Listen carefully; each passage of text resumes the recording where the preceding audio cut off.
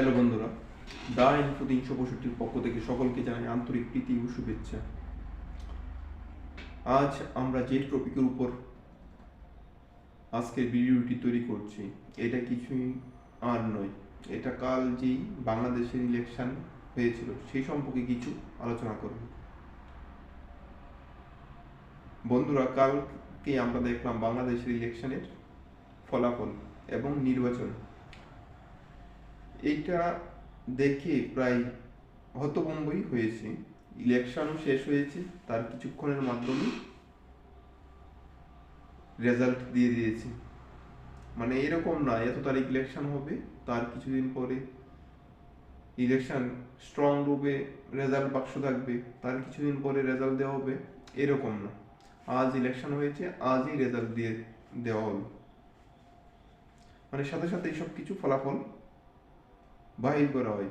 এটা দেখে খুবই ভালো লাগলো। প্রধানমন্ত্রী শেখ হাসিনা ইনি আবার প্রধানমন্ত্রী হিসেবে নির্বাচিত হচ্ছেন এবং শপথ বাক্য গ্রহণ করবেন। ইনি হলো বাংলাদেশের সবচেয়ে জনপ্রেমী প্রধানমন্ত্রী, এটা অস্বীকার করা যায় না। কারণ মোট 7বার প্রধানমন্ত্রী হিসেবে দায়িত্ব গ্রহণ নিয়েছেন, এবার নিয়ে হবে 8বার। কারণ রেজাল্ট দেওয়ার পর আমরা দেখলাম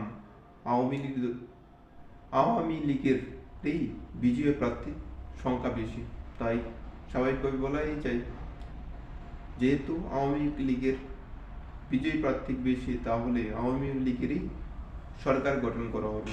এই ক্ষেত্রে বলা যায় যে আওয়ামী লীগের সরকার হচ্ছে এবং শেখ হাসিনাই আবার হচ্ছে প্রধানমন্ত্রী। সবচেয়ে যে বিব্রতকর কারণ দেখা যায়, আমরা দেখি ভাইরাল সুমন। তো এটা এবার ইলেকশনের মধ্যে সবচেয়ে জনপ্রিয় ছিল ভাইরাল সুমন। এই ভাইরাল সুমন বলতে ব্যারিস্টার সুমন ছিল। তাহলে আপনারা বলতে পারেন যে ব্যারিস্টার বাই সুমন, ব্যারিস্টার মানে কি? ব্যারিস্টার কথার অর্থ হলো আমাদের এখান থেকে ধরুন অনেকে ল ডিগ্রি পাওয়ার জন্য এলএলবি করেন। এরকম ইংল্যান্ড, ইউএস, আমেরিকা, এরকম তাদের কান্ট্রি থেকে যদি কানাডা,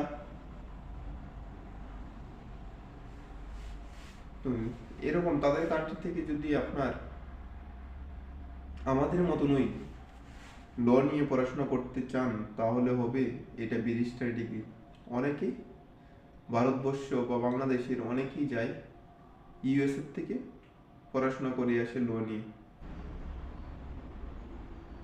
ভিডিও দেখি সোশ্যাল মিডিয়ার মধ্যে, তার থেকে অনেকেই অনুপ্রাণিত হয়েছে অনেক লোক, এবং তা থেকে অনেক কিছু আমরা শিখতে পাই।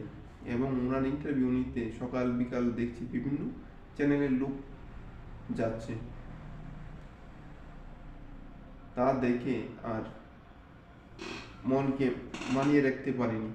তাই ভাবলাম যে ব্যারিস্টার সুমনকে নিয়ে একটা ভিডিও তৈরি করি।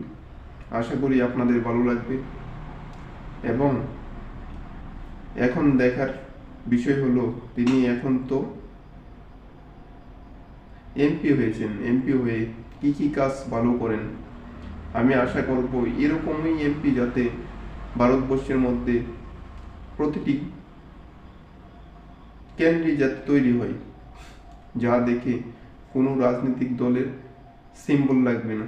আমরা দেখি বিভিন্ন জায়গার মধ্যে মন কি বাত, প্রধানমন্ত্রী মন কি বাত, এই মন্ত্রী মন কি বাত, তা শোনাই, তা আমরা শোনার জন্য অপেক্ষা করি।